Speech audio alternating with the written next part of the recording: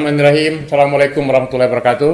Waalaikumsalam warahmatullahi. Alhamdulillahirrabbilalamin. Wassalatu wassalamu ala rasulillah wal immatil mayamin. Asyhadu an la ilaha illallah wa la syarikalah. Asyhadu anna Muhammadan abduhu wa rasuluh. Selamat pagi Nusantara, selamat pagi Indonesia, selamat pagi kita semua. Selamat berjuang Hizbullah Indonesia. Ya, Hizbullah Indonesia mengadakan forum bincang-bincang santai, ya, tanya jawab dengan sejumlah narasumber, yang mana pada putaran pertama kita telah mengawali Hizbullah melakukan diskusi-diskusi bincang-bincang santai di rumah Profesor Sri Bintang Pamungkas di Cibubur. Lalu kemudian putaran yang kedua di Pasar Minggu di gedung ITS, dan hari ini kita berkumpul di rumah Bu Ratna Sarumpait. Terima kasih kepada beliau yang menyediakan tempat. Dan mengawali ini sebelumnya saya perkenalkan dulu, mungkin ini sudah tidak lagi asing di mata publik, Profesor Dr. Sri Bintang Pamungkas, orang tua kita, ya kan, pejuang sejati sampai hari ini, ya kan itu. Beliau adalah orang yang dizalim oleh rejim, ya kan, tapi alhamdulillah berkat Allah Subhanahu wa taala sehat sampai hari ini, ya Mas ya. Ya, ini Profesor Sri Bintang Pamungkas, kita menyapa dulu. Assalamualaikum Mas Bintang. Ya, selanjutnya Bung Jali Pitung. Nah, ini belakangan ini saya lihat ada bersama Pak Amin, teriak-teriak people power di berbagai tempat, ikut demo juga, ya kan, juga memimpin mak-mak. Ya Bung Jali ya. Ya. Assalamualaikum Bung Jali. Waalaikumsalam warahmatullahi wabarakatuh. Salam Nusantara. Ya, baik. Kemudian di ujung sana ada Bung Mustika Sari, ya kan? Mustika Sari, sorry. Bung Mustika ini akan menemani saya bersama di sebagai host juga, co-host, ya kan. Pada pagi hari ini bincang-bincang santai kita itu mengawali dari membahas nasib para sultan dan para raja Nusantara ini sebelum kemerdekaan, gitu loh. Termasuk para ratu. Jadi sultan, raja dan ratu senusantara yang pernah punya keradaan, berdaulat, punya konstitusi, punya undang-undang, ya kan, lalu kemudian punya hubungan internasional, lalu kemudian punya rakyat, kemudian kesultanan, kerajaan itu dilikuidasi. Likuidasi karena proklamasi itu 245, merger menjadi negara Republik Indonesia, tapi hari ini nasibnya tidak jelas. Jadi hari ini kita mengawali pembicaraan ini, kita mengawali dulu komentar dari Prof. Sri Bintang Pamungkas. Silakan Mas Bintang. Ya. Terima kasih. Bismillahirrahmanirrahim. Jadi di dalam rangka menghadapi dan melahirkan perubahan besar terhadap Republik ini, insya Allah secepat-cepatnya, insya Allah tahun ini, Insya Allah. maka tentu saja banyak hal yang harus diperhitungkan. Antara lain adalah bagaimana sejarah Republik Indonesia itu. Dan sejarah Republik Indonesia tentu tidak terlepas dari apa yang tadi disampaikan, yaitu soal merger, soal likuidasi di antara negara-negara kerajaan dan kesultanan yang sudah berdiri. Bahkan kalau saya tidak keliru, itu 1511 itu Islam sudah masuk ke Indonesia, ke Nusantara, dan Majapahit sedang menghadapi keruntuhan karena raja-raja di Istana Majapahit itu satu persatu masuk Islam, sehingga dengan demikian menjadi runtuh. Nah, di sini perlu diketahui bahwa Kerajaan Majapahit sama seperti Kerajaan Sriwijaya itu sebuah imperium, ya, sebuah imperium. Artinya, ya saya bayangkan seperti piramida itu, dimana kekuasaannya itu luas. Minggu yang lalu saya sampaikan dari tepi timur atau tepi barat Australia sampai tepi timur Afrika, itu kekuasaan dari Sriwijaya dan Majapahit. Tapi dengan runtuhnya Majapahit bersamaan dengan masuknya Islam, muncullah kerajaan-kerajaan ya bahkan dari Sabang sampai Merauke ya, dari Serambi Mekah sampai ke provinsi yang kita kenal paling timur di Papua. Indonesia itu, Papua itu adalah kerajaan-kerajaan yang tadi saudara sampaikan, Pak Muslim sampaikan, itu berdaulat dan diakui oleh dunia internasional. Nah, itu sampai kepada 1945 atau menjelang itu, kemudian muncullah Soekarno-Hatta dan para pendiri Republik ini memikirkan untuk merger tadi, menyatukan kerajaan-kerajaan itu. Sebab apa? Kalau kerajaan itu kecil-kecil, ratusan jumlahnya, nggak tahu persis saya, dari Sabang sampai Merauke itu, akhirnya masuklah itu para penjajah, kolonialisme dari Portugal, dari Belanda, Inggris, Prancis, Belanda, ya, masuk ke Nusantara ini. Karena kecil-kecil tadi itu, mereka jatuh, terjajah, ya. Nah, sampai kemudian muncul Soekarno-Hatta dan lain-lain memikirkan perlunya sebuah imperium kembali kepada zaman dulu, tetapi imperium dalam kenegaraan yang modern, namanya republik, ya, republik konstitusi pakai demokrasi, ya. Jadi, nah sekarang setelah kemudian merger tadi, tentu saja mergernya itu ada prosesnya. Antara lain bahwa ada semacam janji dari para pemimpin kita menjelang kemerdekaan itu, ya, bahwa rakyat itu akan disejahterakan. Nah sekarang setelah 78 tahun merdeka, ternyata tidak ada kesejahteraan itu, terutama di negara-negara kesultanan dan kerajaan tadi. Nah sekarang mereka menuntut, menagih janji, bagaimana dulu janjinya mau menyejahterakan rakyat. Nah ini haruslah menjadi pertimbangan kita untuk bahwa di dalam perubahan ke depan ini, nasib daripada kerajaan-kerajaan beserta rakyat dan wilayahnya itu harus menjadi perhatian Republik Indonesia pasca Jokowi. Nah, ya, itu Mas, makanya kan artinya gini kan, sebentar lagi kita masuk pada 17 Agustus hari kemerdekaan. Betul. Tetapi sudah 70 tahun semenjak proklamasi itu diproklamirkan di Jakarta oleh Soekarno-Hatta dan para pejuang pada waktu itu. Lalu kemudian melikuidasi kerajaan-kerajaan dan kesultanan-kesultanan yang dari mulai Aceh sampai ke Ternate, Tidore, ya kan? Ya kan? Assalamualaikum. Selamat datang. Silakan. Selamat datang, Bung Burhan, silakan duduk. Lalu kemudian sampai hari ini mereka menjadi merana. Aset dulu kan contoh Kesultanan Banten, ya kan? Kesultanan Banten itu juga punya wilayah. Kesultanan Cirebon punya wilayah, Kesultanan Yogyakarta, Kesultanan Surakarta, kemudian di Ujung Pandang, kemudian di Ternate, Tidore, di Papua. Ini kan gitu ya. Kalimantan Barat, ya kan? Itu Kalimantan Barat. Sultan Al-Gadri Kalimantan, ya kan, yang mengusulkan lambang burung Garuda itu, ya burung Garuda, ya kan. Al-Hamid. Ya Al-Hamid. Kemudian Kutai Kartanegara dan lain sebagainya, ya. Kemudian juga di Bali, di Lombok, di NTT. Nah, hari ini sangat tidak adil, ya kan, Mas Bintang. Kalau kita melihat misalnya mereka yang dulunya adalah sejahtera di zaman itu sebelum kemerdekaan, mereka itu negara-negara kesultanan kecil, ya kan, raja-raja kecil sejahtera, meskipun dibuat sejarah bahwa saling bertikai, ya kan.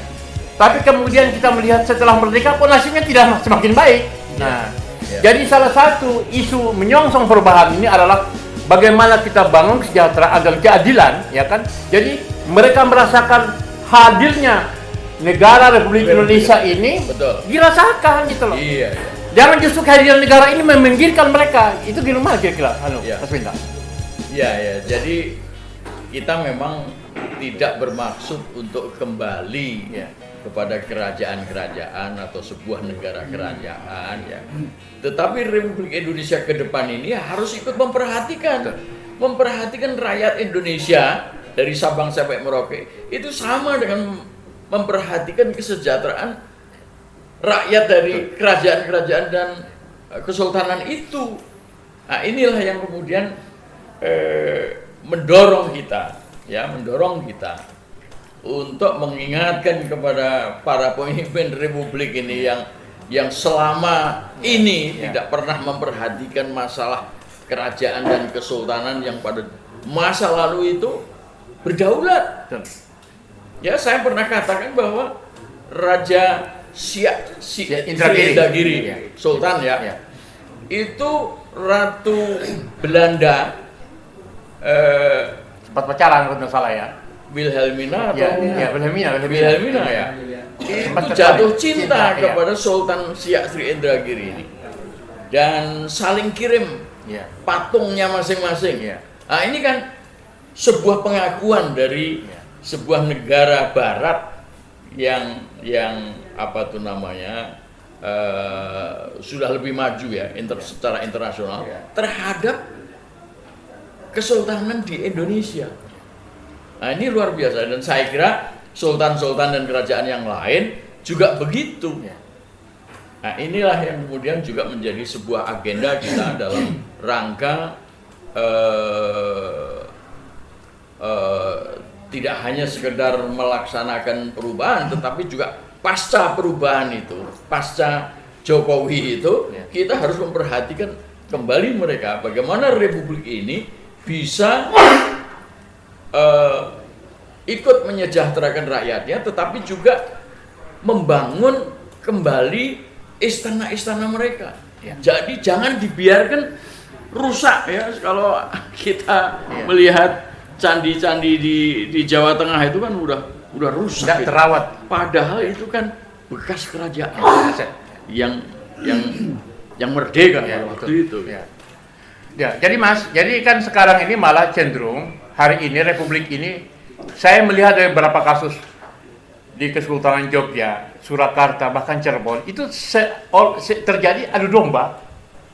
Jadi ini mestinya kan mereka dihargai.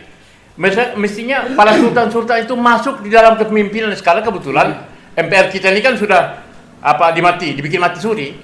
MPR mati suri setelah amandemen kita dihilangkan. Jadi ini kan saya pikir menurut saya durhaka. Contoh ini Bung Jali ini kebetulan salah satu aktivis ya, tokoh pergerakan juga tukang demo ya, Bung Jali ya. Kemarin juga kumpul sama Pak Amin Rais kemarin, ya kan. Ini juga terkait dengan bagaimana posisi Betawi, ya kan. Kemudian saya mendengar beliau juga mengajukan gugatan ke MK terhadap persoalan IKN, pemindahan ibu kota. Saya minta komentar tentang persoalan Betawi, posisi kesejarahan, dan bagaimana kok tiba-tiba ada pikiran pindahkan ke ibu kota itu, dan Anda kemudian menggugat. Sebentar. Tadi Anda katakan ada soal adu domba. Ya, betul. Itu sebetulnya sejarah Belanda ketika melakukan politik divide et impera. Sekarang dipakai itu berarti. Ya, ini tidak terlepas daripada itu, pikiran-pikiran itu, dan sampai sekarang ada yang konflik di antara mereka yang masih tersisa. Ya, betul. Silakan. Ya, baik. Pengen mic enggak? Ya, sudah langsung. Ya. Baik, terima kasih kepada Bang Muslim Ardi selaku pembawa acara dan sekaligus Bang Dul selaku produser acara. Bismillahirrahmanirrahim. Assalamualaikum warahmatullahi wabarakatuh. Salam sejahtera, salam Nusantara untuk para saudara-saudaraku yang berada di luar sana, dimanapun Anda berada. Tentunya mengharapkan bagaimana Indonesia ini ke depan mengembalikan kesejahteraannya sebagaimana yang disampaikan oleh Prof. Bintang tadi. Yang saya hormati Profesor Dr. Sri Bintang Pamungkas, saya memberi predikat beliau adalah sebagai oposan abadi. Sejak cerita dari Jerman, Orde Baru, Orde Reformasi sampai Orde Jokowi, beliau masih tetap berusaha istiqomah mempertahankan eksistensinya sebagai oposisi abadi. Termasuk Orla loh. Oh, termasuk Orde Lama, iya. Jadi sejak berdirinya negara ini ya. Kemudian terima kasih yang tidak terhingga, saudaraku dari Papua ini sudah mewakili Indonesia Timur. Alhamdulillah sudah bisa hadir bersama-sama kami di sini. Selanjutnya juga ada Bang, udah ya, Bang Mustika Sani, sahabat-sahabat perjuangan di seluruh tanah air, para aktivis, kemudian para pemerhati dan pemeduli. Kenapa saya bilang yang penting itu peduli? Karena Indonesia ini tidak miskin dengan istilah orang kaya. Bahkan kita terkenal di dalam majalah Forbes itu banyak melahirkan tokoh-tokoh pengusaha Indonesia yang masuk dalam kategori orang terkaya di dunia. Kemudian dari sisi intelektualitas tentang kecerdasan dan kepintaran juga kita punya ribuan kampus, ratusan profesor, ribuan doktor dan puluhan ribu sarjana dari semua disiplin dan bidang keilmuan yang mereka pelajari di kampus. Namun yang sangat kita sayangkan adalah sisi kepedulian. Jadi kenapa saya selalu mempertajam tentang istilah kepedulian? Jadi kepedulian terhadap bangsa, kepedulian terhadap keberlangsungan kehidupan berbangsa dan bernegara yang bernama Indonesia. Tadi sudah disampaikan bahwa sebelum ada Indonesia ada kerajaan Nusantara. Bagaimana megahnya kerajaan Nusantara itu, bagaimana sejahteranya para rakyat di bawah pemimpinan Majapahit dan sebagainya, banyak kerajaan-kerajaan. Tapi kenapa begitu merdeka justru kita ironis ya, diabaikan, atau saya menyebutnya ini Indonesia yang merdeka yang belum tuntas. Berapa dekade dan berapa orde, dari mulai orde perjuangan, kemudian orde lama, orde baru, dan orde reformasi. Sekarang kita melihat, mendengar dan menyaksikan bagaimana keluhan-keluhan masyarakat terhadap proses kepemimpinan di dalam negara kita. Jadi sebelum Indonesia ada, sesungguhnya Betawi itu sudah ada.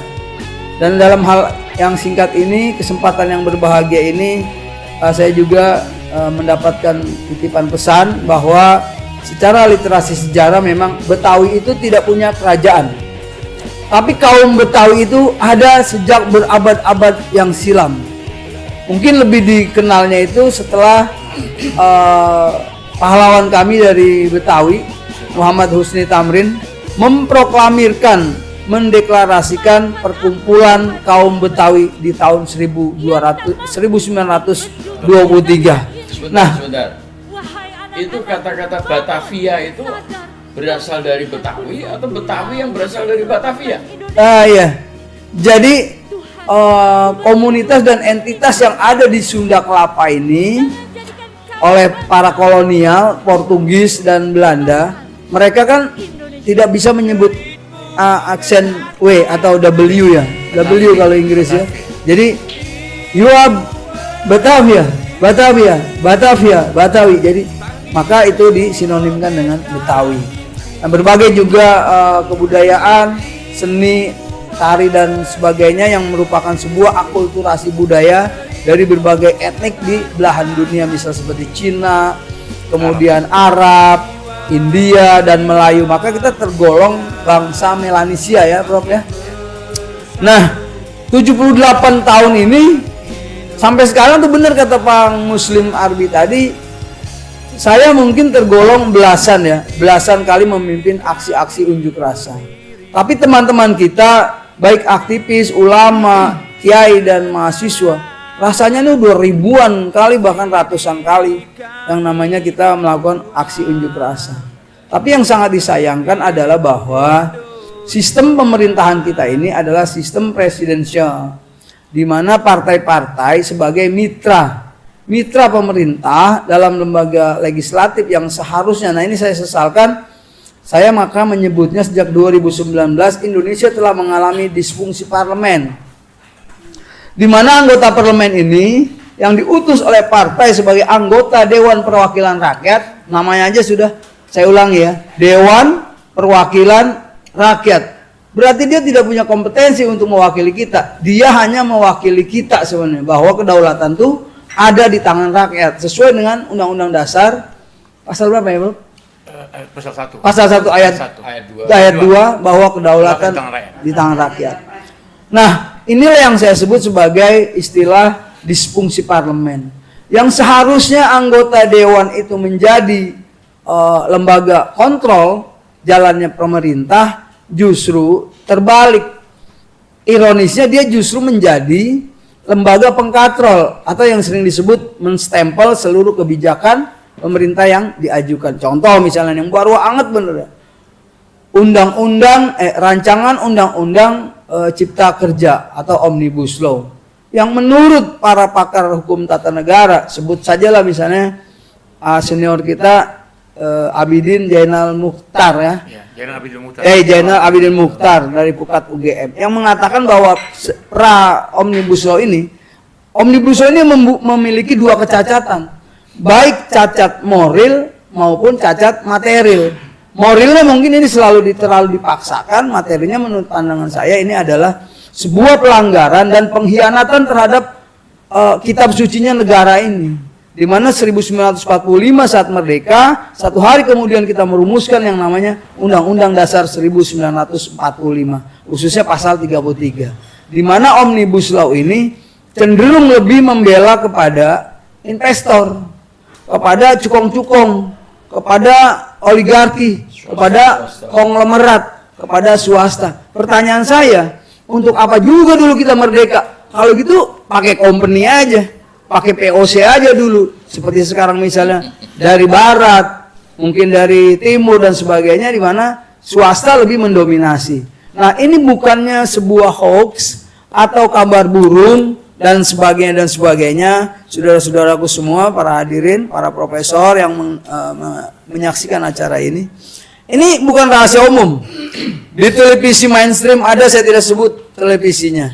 Kemudian di media sosial, khususnya di beberapa media grup, sebut aja lah, mungkin kita tidak bisa pungkiri ya, karena memang ini sudah teknologinya seperti sekarang.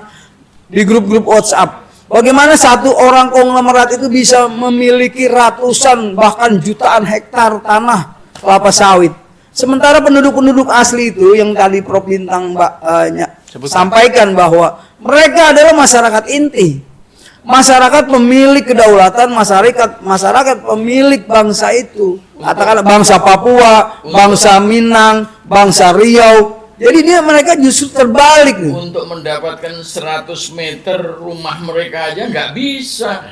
Nah, rumahnya jadi gubuk. Rumahnya jadi gubuk ya. Nah, ini menurut saya, selain Indonesia mengalami disfungsi parlemen, saya dengan lantang mengatakan memang bahwa Indonesia telah mengalami disorientasi proklamasi. Nah, mengapa saya sampaikan begitu? Koreksi sedikit. Itu sudah dimulai sejak 2002. Oh, 2002. 2004 Presiden SBY adalah presiden pertama yang menggunakan perubahan Undang-Undang Dasar itu. Oh iya betul, Bro. Okay. Itu kita mau masuk ke situ. Sebentar. Jadi nanti kita akan masuk. Jadi sekarang kan kita bicara dulu tentang persoalan terkait dengan kesejahteraan posisi kesultanan dan rakyat pribumi, sultanan dan raja Nusantara. Nah, saya ingin tanya, di Papua itu ada kerajaan kesultanan. Nah itu makanya nanti pada sesi berikutnya kita akan minta Saudara Burhan, ya kan, untuk menjelaskan itu. Tapi mungkin saya akan menyampaikan dulu ya. Nanti gini, Bro. Kenapa saya merunut flashback ke sana? Karena pada faktanya negara yang kita proklamirkan pada tanggal 17 Agustus di proklamasi 56 itu 45, kita kan menganut paham Pancasila. Kemudian kita juga menjunjung tinggi nilai-nilai Undang-Undang Dasar 1945. Nah, apa yang terjadi hari ini? Hari ini merupakan sebuah degradasi dari sebuah kitab suci yang namanya Undang-Undang Dasar 1945. Asli. Contoh, dengan diamandemen Undang-Undang Dasar 1945, Presiden jadi dipilih langsung. Kemudian para konglomerat bisa mengatur bagaimana dia memesan rancangan undang-undang menjadi undang-undang. Kemudian keterbelakangan rakyat kita makin jauh.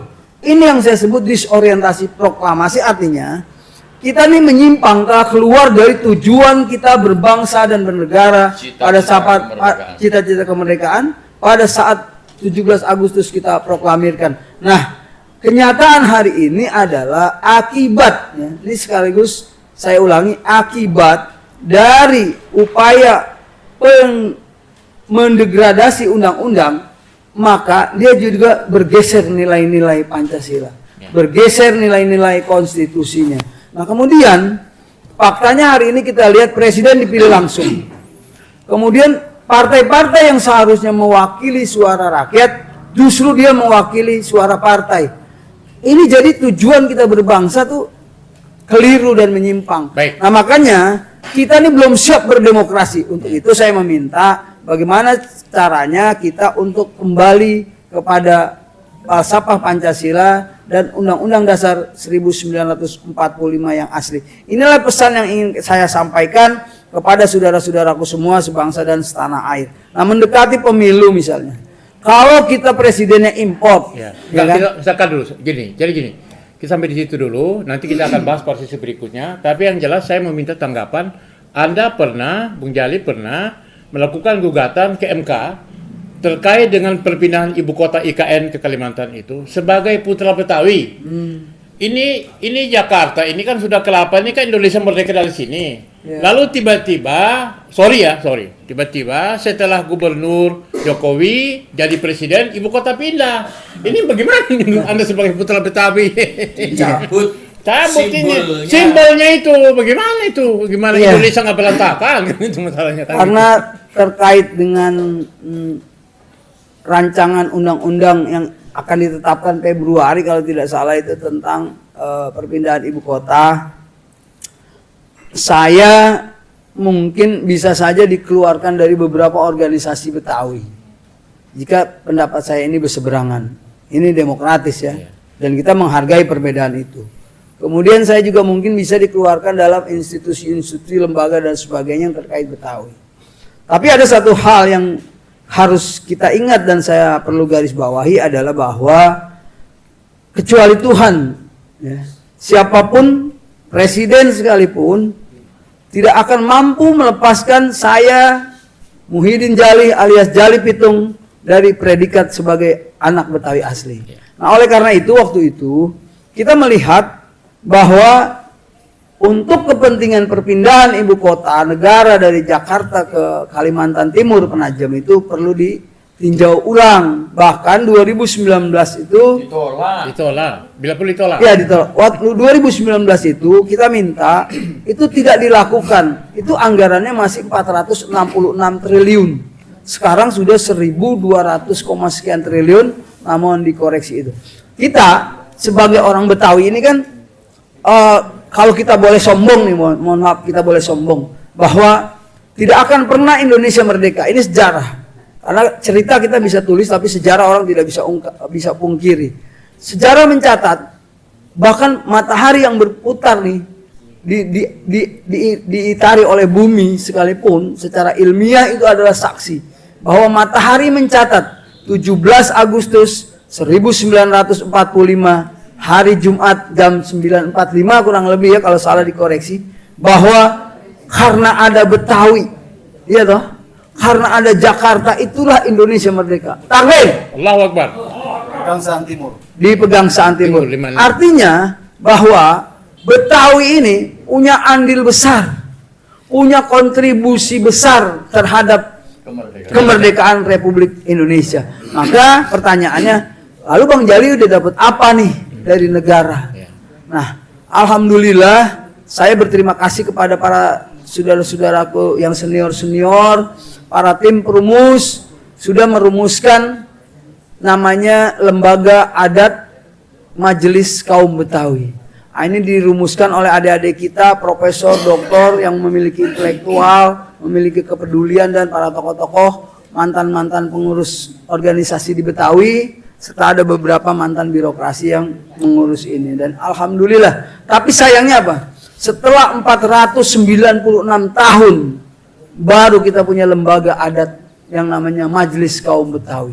Ada 749 suku bangsa, dari kita termasuk yang ke-6 terbesar, dan yang ke-19 lembaga suku adat yang baru kali ini akhirnya genap lah, sekarang udah semua. Berarti seluruh Nusantara ada 19 suku adat, termasuk Betawi yang terakhir kemarin diproklamirkan, dikukuhkan, diumumkan, dideklarasikan Majelis Kaum Betawi pada tanggal 9 sampai tanggal 10 Juni 2023 di Balai Agung Provinsi DKI. Nah, ini alhamdulillah kepada Bang Haji Oding sebagai perancang, sebagai motivator, supporter, Dr. Usni, Profesor Dailami, dan abangku Kiai Haji Maulullah Matali yang sudah saya sebut sudah membangun rumah besar untuk anak-anak Betawi.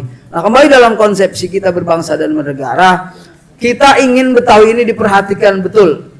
Kalau ini memang tidak bisa dibantah lagi, tidak bisa ditunda lagi, kita minta Jakarta tetap menjadi daerah khusus istimewa. Kalau dulu daerah khusus ibu kota, paling tidak kita menjadi daerah khusus istimewa seperti Aceh dan Yogyakarta. Nah, terkait perpindahan ibu kota, saya bersama Bang Marwan Batubara pada saat itu 2022, kita menggugat IKN. Alasannya ada beberapa alasan yang disampaikan oleh Bang Marwan Batubara saat itu. Yang pertama, dari aspek strategi geografis. Kemudian yang kedua dari aspek ekonomis. Yang ketiga dari aspek politis.